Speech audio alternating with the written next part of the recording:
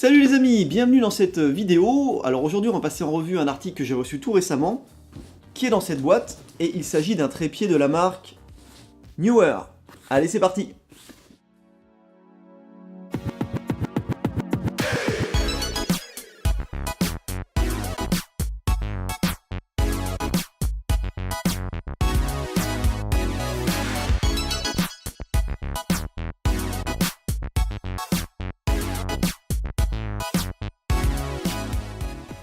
Alors donc, déjà, première bonne surprise, on a une housse de transport qui est fournie avec, et franchement, elle est pas mal du tout.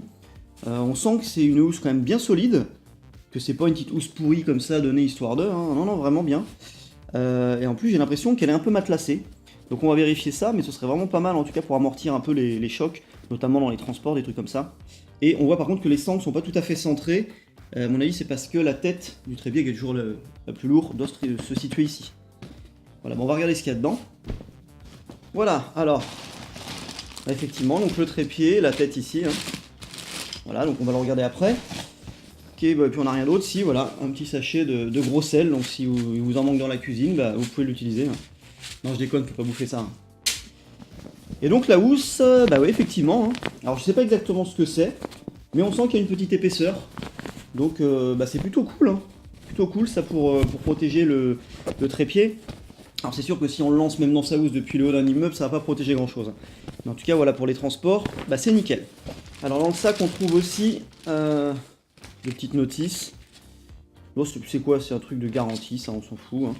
Et puis bah ça c'est être la notice qu'on a en sûrement en japonais et en anglais. Donc bon ça va, pour ceux qui lisent l'anglais, puis bah, pour les autres qui lisent aucun des deux, bah faudra vous débrouiller. De toute façon c'est pas bien compliqué. Hein. Donc le trépied, bah, premier contact avec, plutôt agréable. Voilà, il a plutôt une bonne tête. Ça a l'air d'être tout en acier, aluminium, je sais pas trop. Plastique, pas grand chose. Juste ici, apparemment, les fermoirs. C'est quoi qui fait ce bruit-là? Ah oui, c'est les vis ici, d'accord. Avec plateau rapide. Bon, on va passer tout ça en revue. Hein.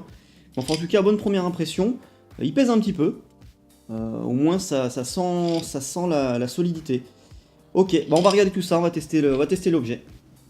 Alors l'extrémité des pieds est équipée de petits patins en caoutchouc dur, antidérapants, qu'on peut mettre dans deux positions différentes. Donc soit on va les laisser vraiment le plus loin possible, et ça permettra de les poser sur une surface plane du type parquet, carrelage, même trottoir, ou bien on va les visser au maximum, de façon à faire dépasser sur chacun d'eux le petit pic en métal qui viendra donc se planter dans la surface, donc dans la terre par exemple. Autrement, en position rangée, donc les trois pieds sont réunis et bloqués par une petite accroche qui est juste au centre là. Ici on voit un petit crochet, et il suffit de tirer sur la lamelle, hop, pour pouvoir les désolidariser. On a la petite croix au centre qui permet de stabiliser le tout. Alors pour allonger les pieds, bon de ce côté-là rien de neuf, c'est comme sur tous les trépieds habituels, on a des petites languettes de verrouillage ici, et une autre plus bas ici. Donc il s'agit simplement de la lever, hop, de pousser le pied, et de la resserrer. On peut faire pareil sur celle du haut, hein, bon, si c'est pas nécessaire. Il faut savoir que sur ce trépied-là, quand les deux pieds sont totalement étendus, le trépied mesure jusqu'à 1,55 m, ce qui est quand même assez haut, faut en avoir l'utilité. Et puis surtout, comme les pieds du bas sont plus fins, ça perd un peu en stabilité. Alors concernant la tête du trépied, là c'est pour moi la partie quand même la plus cool. Déjà on a vraiment quelque chose qui est pas du tout en plastique, tout est en métal. Alors c'est de l'alliage d'aluminium plus exactement. Vraiment quelque chose qui a l'air bien solide. D'ailleurs la charge maximale indiquée c'est 12 kg, ce qui est déjà pas mal. Hein. On a donc en tout 4 clés de serrage. La première qui est ici devant, hop, qui permet de déverrouiller les mouvements de panoramique. Donc là on a vraiment quelque chose qui est très fluide. Et une tête qui va à 360 degrés, donc ça c'est nickel, hein, d'un côté ou de l'autre bien sûr. On a une clé de serrage sur le côté ici également, donc qui elle va plutôt être pour les mouvements de tilt, c'est-à-dire plongée contre plongée. Donc on peut pas vraiment faire un mouvement brusque avec, hein, il y a une espèce de résistance dedans. Par contre, vous voyez, si je relâche et que je reverrouille pas, la tête a tendance à revenir doucement à la position de départ. Donc je peux tout à fait le verrouiller ici si je veux. Et on en a une autre ici, qui elle est pour le plateau rapide. Hop. Donc pour le plateau rapide, heureusement, ils ont quand même prévu débuter ici et là, de façon à ce que la caméra ou enfin l'appareil photo qui est dessus ne finisse pas par terre si jamais on avait oublié de reverrouiller. Et si on veut le retirer, eh ben, il y a un petit bouton poussoir ici, donc on appuie dessus et on retire. Voilà, tout bêtement. Donc je le remets, je resserre, et ils ont également prévu un niveau à bulles. Donc ça c'est quand même bien nickel aussi pour se poser bien à plat. Et sinon, dernière chose, au niveau du bras, alors on peut desserrer aussi la clé qui est ici, et ça permet de le placer à la hauteur qu'on veut, dans la position qu'on veut. Donc après, il faut vraiment en avoir l'utilité. Ou éventuellement, on peut complètement le dévisser et venir le placer ici. Sur le plateau rapide, on a deux vis, une 1/4, une 3/8, et si besoin, on peut en enlever une ou même les deux, en retirant juste le petit morceau en caoutchouc qui est ici. Alors, voilà. Donc, ce petit bout là. Et après, il n'y a plus qu'à les faire glisser pour les retirer. Hop. Et alors après, les vis, si on le souhaite, on peut les ranger. En fait, il y a un emplacement qui est juste en dessous la glissière du plateau rapide, dans la tête du trépied. Donc, la plus grosse dans le gros trou. Hop. Et la petite, eh ben, dans le petit trou. Le problème qui se pose quand on veut mettre les deux en même temps, eh ben, c'est qu'elles se touchent. Donc c'est pas forcément une bonne idée de vouloir mettre dans les deux trous en même temps. Tu viens d'avoir une pensée salace.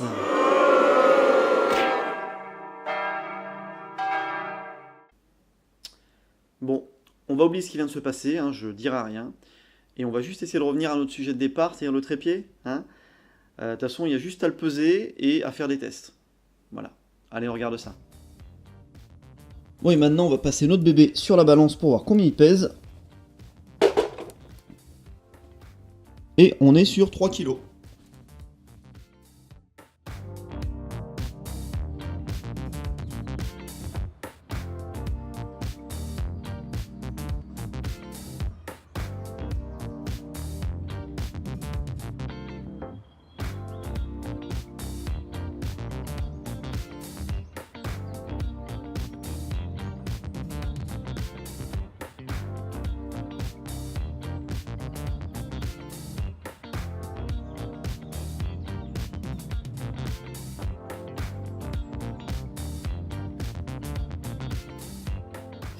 Donc pour terminer, eh bien, je dirais simplement que on est plutôt en présence d'un matériel intéressant, en tout cas très bon rapport qualité-prix. C'est sûr que si on le compare à du Manfrotto ou d'autres trépieds de marque professionnelle, il reste en dessous, mais ça reste quand même du matériel très intéressant pour le prix auquel il est, donc 79,99€ au moment où je fais cette vidéo, que ce soit sur Amazon ou sur eBay. Honnêtement, il n'a pas à rougir, hein. Il est stable, la finition est bonne. Il a l'air plutôt solide, je pense qu'il peut tenir dans le temps. Les mouvements sont fluides, sans à-coups. En tout cas, moi j'en suis content et je le conseille sans problème pour un usage amateur ou semi-professionnel. Après, si vraiment vous voulez quelque chose de plus professionnel, il faudra taper dans quelque chose d'un peu plus cher, plus réputé mais plus cher. Voilà, cette vidéo est maintenant terminée. Alors si vous l'avez trouvée sympa, intéressante, vous pouvez toujours me laisser un petit commentaire sympa. Et puis si vous l'avez trouvée nulle à chier, vous pouvez le dire aussi. Bon, c'est la première vidéo du genre que je fais, donc il y a forcément des petites choses à améliorer. Si vous avez des conseils, des suggestions, n'hésitez pas. Et puis si vous voulez être informé des prochaines vidéos que je publierai, que ce soit des tests de matériel ou d'autres sujets, hein, abonnez-vous à la chaîne, vous savez comment ça se passe, je vous explique pas. Sur ce, merci d'avoir regardé cette vidéo, et je vous dis à une prochaine. Salut!